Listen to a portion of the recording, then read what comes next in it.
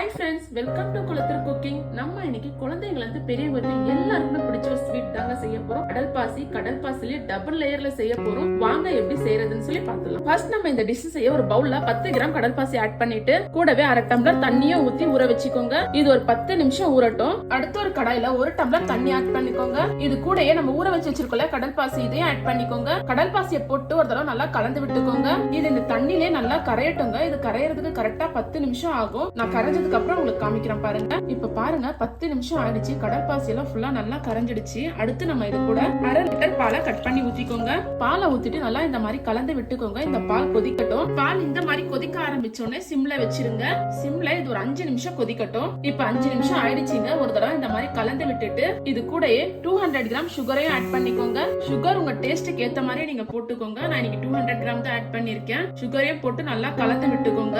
Sugar இந்த மாதிரி நல்லா கரைஞ்சதுக்கு அப்புறம் ஸ்டவ் ஆஃப் பண்ணிடுங்க. நான் இன்னைக்கு இந்த கடல் பாசி செட் பண்ண இந்த மாதிரி கேக் டின் எடுத்துருக்கேங்க. ஃபர்ஸ்ட் நம்ம இதுல பாதி மட்டும் இந்த மாதிரி ஊத்திடலாம். உங்ககிட்ட கேக் டின் இல்லனா தட்டுல கூட நீங்க செட் பண்ணிக்கோங்க. இந்த பாதி ஊத்திட்டு இத ஒரு 10 நிமிஷம் அப்படியே செட் ஆக விட்டுருங்க. 10 நிமிஷத்துக்கு அப்புறம் நம்ம மீதி இருக்கிறத ஊத்திடலாம். இப்ப மறுபடியும் ஸ்டவ் ஆன் பண்ணி சிம்ல வச்சுக்கோங்க. இந்த பாதியில நம்ம இன்னைக்கு கிரீன் ஃபுட் கலர் ஆட் பண்ண போறோம். இத 2 டிராப் ஆட் பண்ணிக்கோங்க.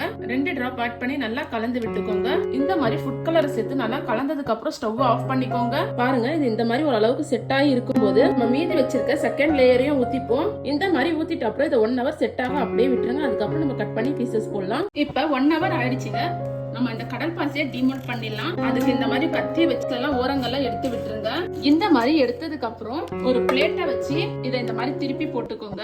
நான் இதை மறுபடியும் இந்த மாதிரி இன்னொரு பிளேட்டை வச்சு திருப்பி போட்டுக்க போறேன். எனக்கு கிரீன் லேயர் மேல வரதுக்கு பாருங்க எவ்வளவு சூப்பரா கலர்ஃபுல்லா வந்திருக்கு. இதுல நான் கார்னிஷ்காக ஒரு புதினா லீஃபையும் ஒரு செரியையும் வச்சுக்கிறேன். இப்ப வாங்க நம்ம இதை கட் பண்ணி பீசஸ் போட்டுக்கலாம். பாருங்க எவ்வளவு சாஃப்டா உள்ள இறங்குதுன்னு.